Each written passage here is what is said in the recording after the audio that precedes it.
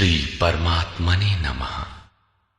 यथार्थ गीता श्रीमद् भगवद गीता अथ षोडशो अध्यायः। योगेश्वर भगवान श्री कृष्ण के प्रश्न प्रस्तुत करने की अपनी विशिष्ट शैली है। पहले वे प्रकरण की विशेषताओं का उल्लेख करते हैं जिससे पुरुष उसकी ओर आकर्षित हों। तत्पश्चात वे उस प्रकरण को स्पष्ट करते हैं। उदाहरण के लिए कर्म को लें। उन्होंने दूसरे अध्याय में ही प्रेरणा दी कि अर्जुन कर्म कर। तीसरे अध्याय में उन्होंने इंगित किया कि निर्धारित कर्म कर। निर्धारित कर्म है क्या? तो बताया यज्ञ की प्रक्रिया ही कर्म है। फिर उन्होंने यज्ञ का स्वरूप न बताकर पहले बताया कि यज्ञ आया कहां से और देता क्या है। चौथे अध्याय में 13-14 विधियों से यज्ञ का स्वरूप स्पष्ट किया जिसको करना कर्म है। यहां कर्म स्पष्ट होता है जिसका शुद्ध अर्थ है योग चिंतन, आराधना, जो मन और इंद्रियों की क्रिया से संपन्न होता है। इसी प्रकार उन्होंने अध्याय 9 में दैवी और आसुरी संपद का नाम लिया। उसकी विशेषताओं पर बल दिया कि अर्जुन आसुरी स्वभाव वाले मुझे तुच्छ कहकर पुकारते हैं। हूं तो मैं भी मनुष्य शरीर के आधार वाला, क्योंकि मनुष्य शरीर में ही मुझे यह स्थिति मिली है। किंतु आसुरी स्वभाव वाले, मूढ़ स्वभाव वाले मुझे नहीं भजते, जबकि दैवी संपद से युक्त भक्तजन अनन्य श्रद्धा से मुझे उपासते हैं। किंतु इन संपत्तियों का स्वरूप, उनका गठन अभी तक नहीं बताया गया। अब अध्याय 16 में योगेश्वर उनका स्वरूप स्पष्ट करने जा रहे हैं, जिनमें प्रस्तुत है पहले दैवी संपद के लक्षण। श्री भगवान वाच।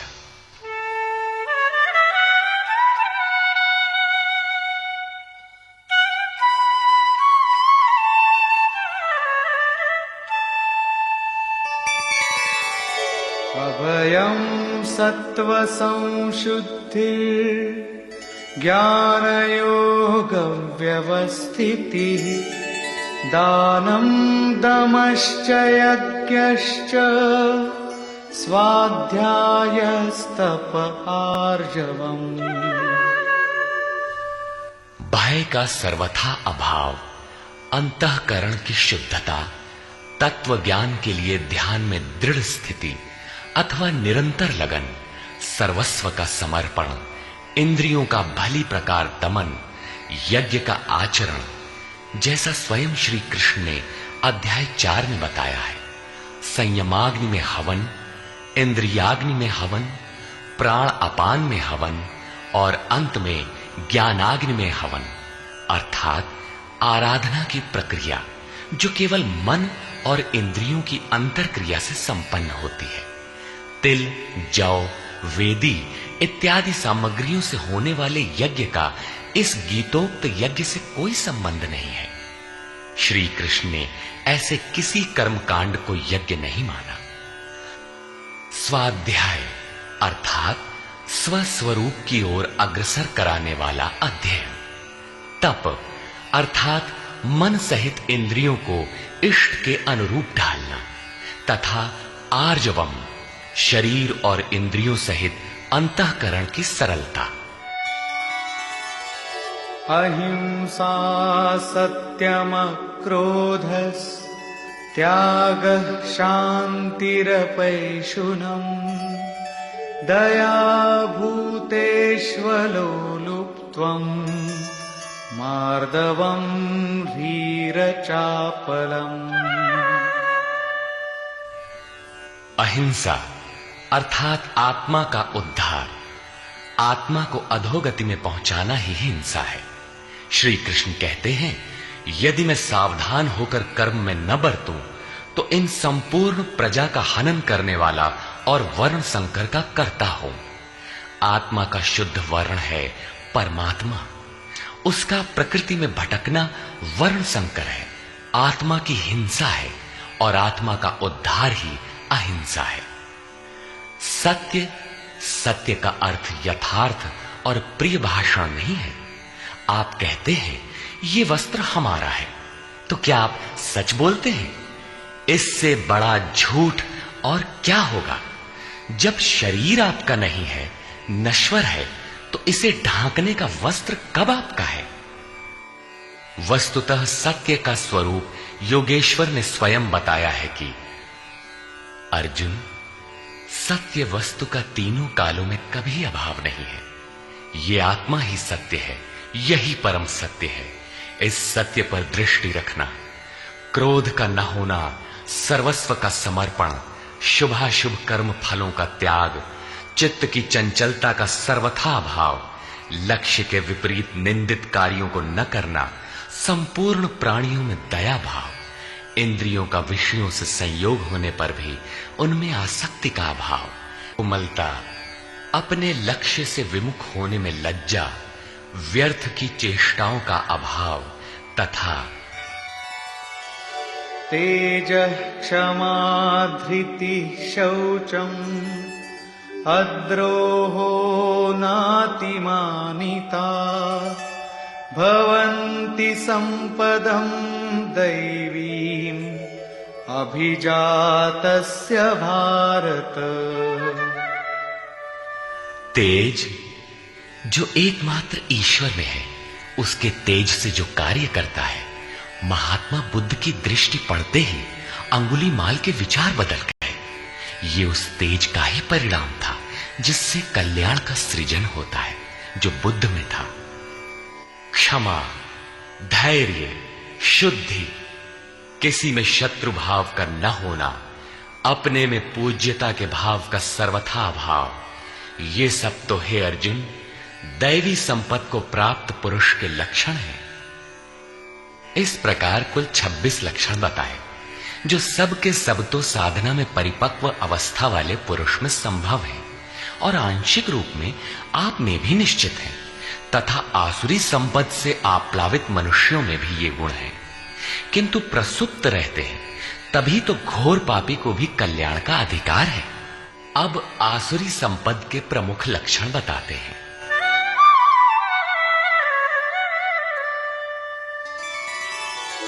दम्भो दर्पोऽभिमानश्च क्रोधः पारुष्यमेव च अज्ञानं चाभिजातस्य पार्थ सम्पदमासुरी। हे पार्थ, पाखंड, घमंड, अभिमान, क्रोध, कठोर वाणी और अज्ञान, ये सब आसुरी संपद को प्राप्त पुरुष के लक्षण हैं। दोनों संपदाओं का कार्य क्या है? दैवी संपद् विमोक्षाय निबन्धायासुरी मता मा शुचः संपदं दैवी अभिजातोऽसि पांडव। इन दोनों प्रकार की संपदाओं में से दैवी संपत्ति तो विमोक्षाय, विशेष मोक्ष के लिए है, और आसुरी संपदा बंधन के लिए मानी गई है। हे अर्जुन, तू शोक मत कर, क्योंकि दैवी संपदा को प्राप्त हुआ है, विशेष मुक्ति को प्राप्त होगा, अर्थात मुझे प्राप्त होगा। वे संपदाएं रहती कहां हैं?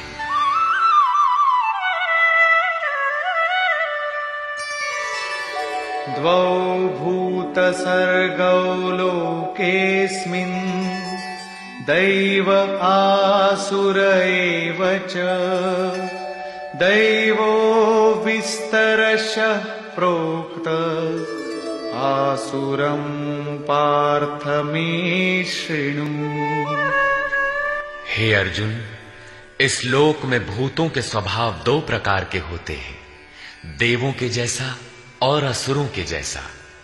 जब हृदय में दैवी संपद कार्य रूप ले लेती है तो मनुष्य ही देवता है, और जब आसुरी संपद का बाहुल्य हो तो मनुष्य ही असुर है।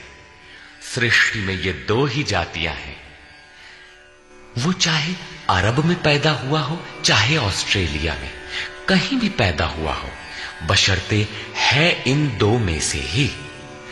अभी तक देवों का स्वभाव ही विस्तार से कहा गया, अब असुरों के स्वभाव को मुझसे विस्तार पूर्वक सुन।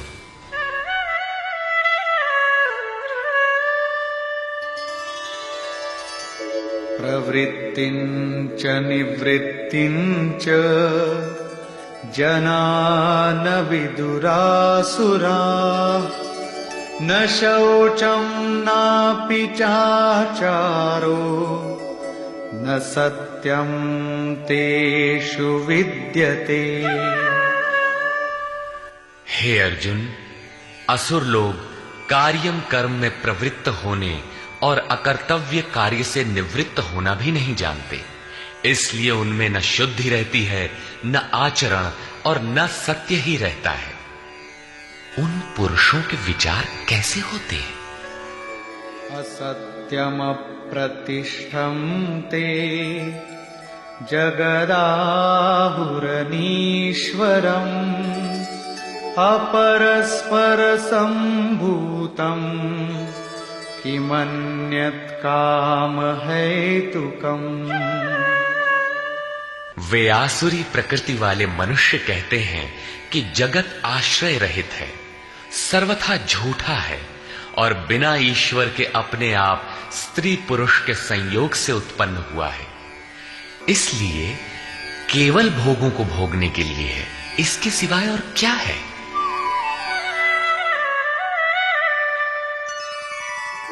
एतां दृष्टिमवष्टभ्य नष्टात्मानोऽल्पबुद्धयः प्रभवन्त्युग्रकर्माणः क्षयाय जगतो हिताः। इस मिथ्या दृष्टिकोण के अवलंबन से जिनका स्वभाव नष्ट हो चुका है, वे मंद बुद्धि अपकारी क्रूर कर्मी मनुष्य केवल जगत का नाश करने के लिए ही उत्पन्न होते हैं।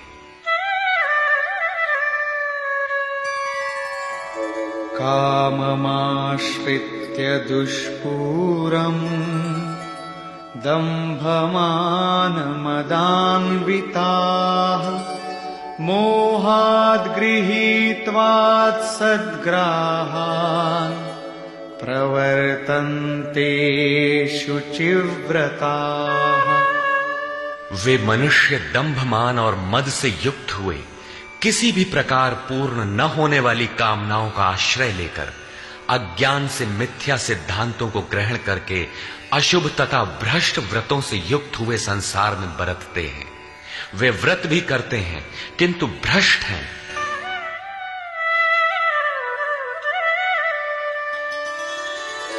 चिंताम परिमेयांच प्रलयांतामुपाश्रिताः कामोपभोगपरमा एतावदिति निश्चिताः।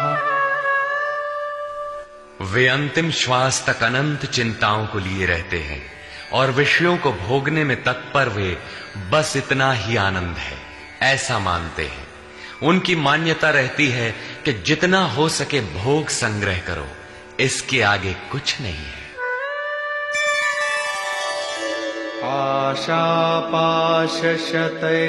आशापाशशतैर्बद्धाः कामक्रोधपरायणाः ईहन्ते कामभोगार्थम् अन्यायेनार्थसञ्चयान्। आशा रूपी सैकड़ों फांसियों से एक फांसी से ही लोग मर जाते हैं, यहां सैकड़ों फांसियों से बंधे हुए काम क्रोध के परायण विषय भोगों की पूर्ति के लिए वे अन्याय पूर्वक धनाधिक बहुत से पदार्थों को संग्रह करने की चेष्टा करते हैं। अतः धन के लिए वे रात दिन असामाजिक कदम उठाया करते हैं। आगे कहते हैं, इदमद्य मया लब्धम् इमं प्राप्स्ये मनोरथम् इदमस्तीदमपि मे भविष्यति पुनर्धनम्। वे सोचते हैं कि मैंने आज ये पाया है, इस मनोरथ को प्राप्त करूंगा, मेरे पास इतना धन है और फिर भी इतना हो जाएगा।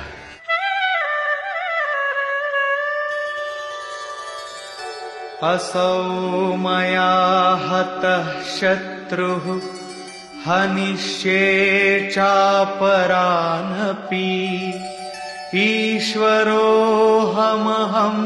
भोगी सिद्धोऽहं बलवान् सुखी। वो शत्रु मेरे द्वारा मारा गया और दूसरे शत्रुओं को भी मैं मारूंगा।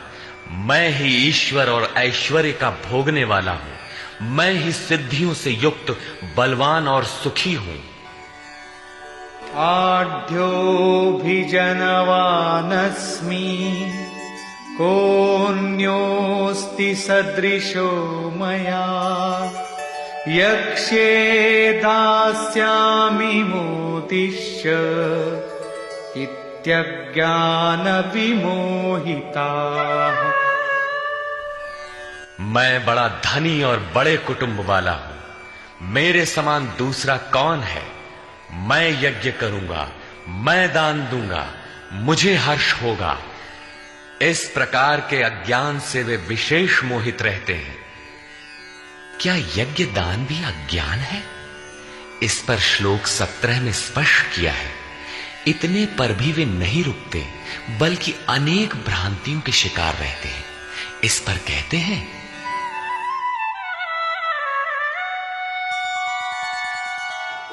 अनेक चित्त विभ्रांता मोहजाल समावृताः प्रसक्ताः कामभोगेषु पतन्ति नरकेषु च। अनेक प्रकार से भ्रमित हुए चित्त वाले, मोह जाल में फंसे हुए, विषय भोगों में अत्यंत आसक्त, वे आसुरी स्वभाव वाले मनुष्य अपवित्र नरक में गिरते हैं। आगे श्री कृष्ण स्वयं बताएंगे कि नरक क्या है। आत्मसंभाविता स्तब्धा धनमानमदान्विता यजन्ते नाम यज्ञैस्ते दम्भेना विधिपूर्वकम्। अपने आप को ही श्रेष्ठ मानने वाले, धन और मान के मद से युक्त होकर वे घमंडी मनुष्य शास्त्र विधि से रहित केवल नाम मात्र के यज्ञों द्वारा पाखंड से यजन करते हैं। क्या वही यज्ञ करते हैं जैसा श्री कृष्ण ने बताया है? नहीं, उस विधि को छोड़कर करते हैं, क्योंकि विधि योगेश्वर ने स्वयं बताया है। अध्याय 4/24, 33 तथा अध्याय 6/10 से 17 तक।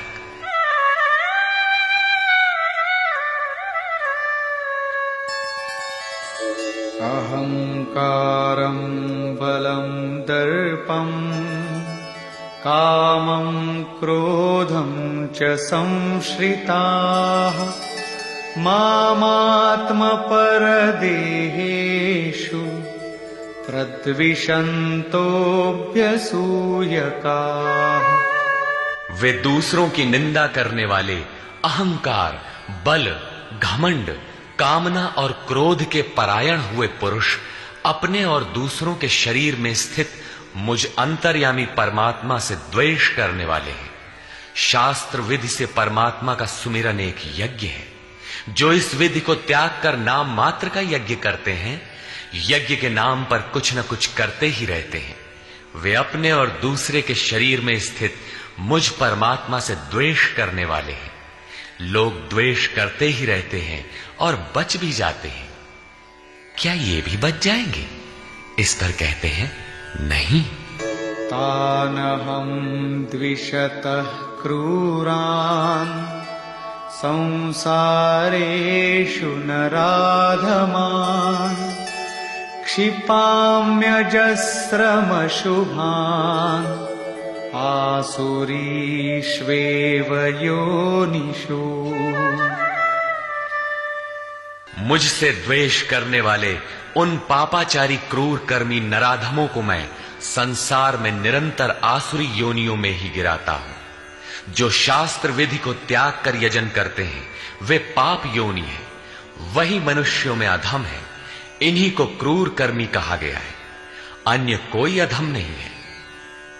पीछे कहा था ऐसे अधमों को मैं नरक में गिराता हूं, उसी को यहां कहते हैं कि उन्हें अजस्र आसुरी योनियों में गिराता हूं। यही नरक है। साधारण जेल की यातना भयंकर होती है और यहां अनवरत आसुरी योनियों में गिरने का क्रम कितना दुखद है। अतः दैवी संपद के लिए प्रयत्नशील रहना चाहिए। आसुरीं योनिमापन्ना मूढ़ा जन्मनि जन्मनि मामप्राप्यैव कौन्तेय ततो यान्त्यधमां गतिम्। कौन्तेय, मूर्ख मनुष्य जन्म जन्मांतरों तक आसुरी योनि को प्राप्त हुए मुझे न प्राप्त होकर पहले से भी अति नीच गति को प्राप्त होते हैं, जिसका नाम नरक है। अब देखें नरक का उद्गम क्या है। त्रिविधं नरकस्येदं द्वारं नाशनमात्मनः कामः क्रोधस्तथा लोभस्तस्मादेतत्त्रयं त्यजेत्। काम, क्रोध और लोभ ये 3 प्रकार के नरक के मूल द्वार हैं। ये आत्मा का नाश करने वाले, उसे अधोगति में ले जाने वाले हैं। अतः इन तीनों को त्याग देना चाहिए। इन्हीं तीनों पर आसुरी संपत्ति टिकी हुई है। इन्हें त्यागने से लाभ एतैर्विमुक्तः कौन्तेय तमोद्वारैस्त्रिभिर्नरः आचरत्यात्मनः श्रेयः ततो याति परां गतिम्। कौन्तेय, नरक के इन तीनों द्वारों से मुक्त हुआ पुरुष अपने परम कल्याण के लिए आचरण कर पाता है, जिससे वो परम गति अर्थात मेरे को प्राप्त होता है। इन तीनों विकारों को त्यागने पर ही मनुष्य नियत कर्म करता है, जिसका परिणाम परम श्रेय है।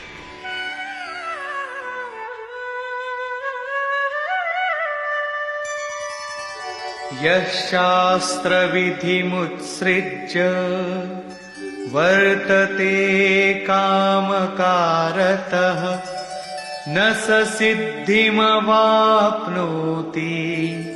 न सुखं न परां गतिम्। जो पुरुष उपर्युक्त शास्त्र विधि को त्याग कर अपनी इच्छा से बरतता है, वो न सिद्धि को प्राप्त होता है, न परम गति को और न सुख को ही प्राप्त होता है। अर्थात वो शास्त्र इदम गुह्यतमम शास्त्रम, गीता स्वयं पूर्ण शास्त्र है, जिसे स्वयं श्री कृष्ण ने बताया है। तस्माच्छास्त्रं प्रमाणन्ते कार्याकार्यव्यवस्थितौ ज्ञात्वा शास्त्रविधानोक्तं कर्म कर्तुमिहार्हसि। इसलिए अर्जुन, तेरे लिए इस कर्तव्य और अकर्तव्य की व्यवस्था में कि मैं क्या करूं क्या न करूं, इसकी व्यवस्था में शास्त्र ही एक प्रमाण है। ऐसा जानकर शास्त्र विधि से नियत किए हुए कर्म को ही तुझे करना योग्य है। अध्याय 3 में भी योगेश्वर श्री कृष्ण ने नियतम कुरु कर्म त्वम, नियत कर्म पर बल दिया और बताया कि यज्ञ की प्रक्रिया ही वो नियत कर्म है और वो यज्ञ आराधना की विधि विशेष का चित्रण है जो मन का सर्वथा निरोध करके शाश्वत ब्रह्म में प्रवेश दिलाता है। यहां उन्होंने बताया कि काम, क्रोध और लोभ नरक के 3 प्रमुख द्वार हैं। इन तीनों को त्याग देने पर ही उस कर्म का अर्थात नियत कर्म का आरंभ होता है, जिसे मैंने बार बार कहा, जो परम श्रेय, परम कल्याण दिलाने वाला आचरण है। बाहर सांसारिक कार्यों में जो जितना व्यस्त है, उतना ही अधिक काम, क्रोध और लोभ उसके पास सजा सजाया मिलता है। कर्म कोई ऐसी वस्तु है कि काम, क्रोध और लोभ को त्याग देने पर ही उसमें प्रवेश मिलता है, कर्म आचरण में ढल पाता है। जो उस विधि को त्याग कर अपनी इच्छा से आचरण करता है, उसके लिए सुख सिद्धि अथवा परम गति कुछ भी नहीं है। अब कर्तव्य और अकर्तव्य की व्यवस्था में शास्त्र ही एकमात्र प्रमाण है। अतः शास्त्र विधि के ही अनुसार तुझे कर्म करना उचित है और वो शास्त्र है गीता। निष्कर्ष, इस अध्याय के आरंभ में योगेश्वर श्री कृष्ण ने दैवी संपद का विस्तार से वर्णन किया, जिसमें ध्यान में स्थिति, सर्वस्व का समर्पण, अंतःकरण की शुद्धि, इंद्रियों का दमन, मन का शमन, स्वरूप को स्मरण दिलाने वाला अध्ययन, यज्ञ के लिए प्रयत्न, मन सहित इंद्रियों को तपाना, अक्रोध, चित्त का शांत प्रवाहित रहना इत्यादि 26 लक्षण बताए, जो सब के सब तो इष्ट के समीप पहुंचे हुए योग साधना में प्रवृत्त किसी साधक में संभव है, आंशिक रूप से सब में है। तदनंतर उन्होंने आसुरी संपद में प्रधान 4-6 विकारों का नाम लिया, जैसे अभिमान, दंभ, कठोरता, अज्ञान इत्यादि, और अंत में निर्णय दिया कि अर्जुन, दैवी संपत्तो विमोक्षाय, पूर्ण निवृत्ति के लिए है, परम पद की प्राप्ति के लिए है, और आसुरी संपद बंधन और अधोगति के लिए है। अर्जुन, तू शोक न कर, क्योंकि तू दैवी संपद को प्राप्त हुआ है। ये संपदाएं होती कहां हैं? उन्होंने बताया कि इस लोक में मनुष्यों के स्वभाव 2 प्रकार के होते हैं, देवताओं जैसा और असुरों जैसा। जब दैवी संपद का बाहुल्य होता है तो मनुष्य देवताओं जैसा होता है, और जब आसुरी संपद का बाहुल्य होता है तो मनुष्य असुरों जैसा है। सृष्टि में बस मनुष्यों की 2 ही जाति हैं, चाहे वह कहीं पैदा हुआ हो, कुछ भी कहलाता हो। तत्पश्चात उन्होंने आसुरी स्वभाव वाले मनुष्यों के लक्षणों का विस्तार से उल्लेख किया। आसुरी संपत्ति को प्राप्त पुरुष कर्तव्य कर्म में प्रवृत्त होना नहीं जानता और अकर्तव्य कर्म से निवृत्त होना नहीं जानता। वह कर्म में जब प्रवृत्त ही नहीं हुआ तो न उसमें सत्य होता है, न शुद्धि और न आचरण ही होता है। उसके विचार में जगत आश्रय रहित, बिना ईश्वर के, अपने आप स्त्री पुरुष के संयोग से उत्पन्न हुआ है। अतः केवल भोग भोगने के लिए है, इससे आगे क्या है? यह विचार कृष्ण काल में भी था, सदैव रहा है। केवल चार्वाक ने कहा हो ऐसी बात नहीं है। जब तक जनमानस में दैवी आसुरी संपद का उतार चढ़ाव है, तब तक रहेगा। श्री कृष्ण कहते हैं, वे मंद बुद्धि वाले पुरुष सबका अहित अर्थात कल्याण का नाश करने के लिए ही जगत में पैदा होते हैं। वे कहते हैं, मेरे द्वारा यह शत्रु मारा गया, उसे मारूंगा। इस प्रकार अर्जुन, काम क्रोध के आश्रित वे पुरुष शत्रुओं को नहीं मारते, बल्कि अपने और दूसरों के शरीर में स्थित मुझ परमात्मा से द्वेष करने वाले हैं। तो क्या अर्जुन ने प्रण करके जयद्रथादि को मारा? यदि मारता है तो आसुरी संपद वाला है, उन परमात्मा से द्वेष करने वाला है। जबकि अर्जुन को श्री कृष्ण ने स्पष्ट कहा कि तू दैवी संपत्ति को प्राप्त हुआ है, शोक मत कर। यहां भी स्पष्ट हुआ कि ईश्वर का निवास सबके हृदय देश में है। स्मरण रखना चाहिए कि कोई तुम्हें सतत देख रहा है, अतः सदैव शास्त्र निर्दिष्ट क्रिया का ही आचरण करना चाहिए, अन्यथा दंड प्रस्तुत है। योगेश्वर श्री कृष्ण ने पुनः कहा कि आसुरी स्वभाव वाले क्रूर मनुष्यों को मैं बारंबार नरक में गिराता हूं। नरक का स्वरूप क्या है? तो बताया, बारंबार नीच अधम योनियों में गिरना एक दूसरे का पर्याय है। यही नरक का स्वरूप है। काम, क्रोध और लोभ नरक के 3 मूल द्वार हैं। इन तीनों पर ही आसुरी संपत्ति टिकी हुई है। इन तीनों को त्याग देने पर ही उस कर्म का आरंभ होता है जिसे मैंने बार बार बताया है। सिद्ध है कि कर्म कोई ऐसी वस्तु है जिसका आरंभ काम, क्रोध और लोभ को त्याग देने पर ही होता है। सांसारिक कार्यों में मर्यादित ढंग से सामाजिक व्यवस्थाओं का निर्वाह करने में भी जो जितने व्यस्त हैं, काम, क्रोध और लोभ उनके पास उतने ही अधिक सजे सजाए मिलते हैं। वस्तुतः इन तीनों को त्याग देने पर ही परम में प्रवेश दिलाने वाले निर्धारित कर्म में प्रवेश मिलता है। इसलिए मैं क्या करूं, क्या न करूं, इस कर्तव्य और अकर्तव्य की व्यवस्था में शास्त्र ही प्रमाण है। कौन सा शास्त्र? यही गीता शास्त्र।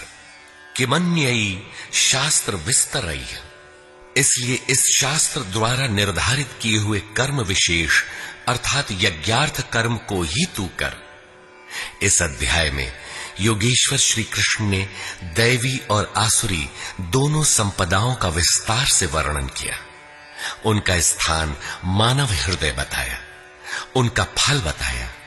अतः ओम तत्सदिति श्रीमद् भगवद गीता सूपनिषत्सु ब्रह्म विद्यायाम योग शास्त्रे श्री कृष्णार्जुन संवादे दैवासुर संपद विभाग योगो नाम षोडशो अध्याय। इस प्रकार स्वामी अड़गड़ानंद कृत श्रीमद् भगवद गीता के भाष्य यथार्थ गीता का 16वां अध्याय पूर्ण होता है। हरि ओम तत्सत।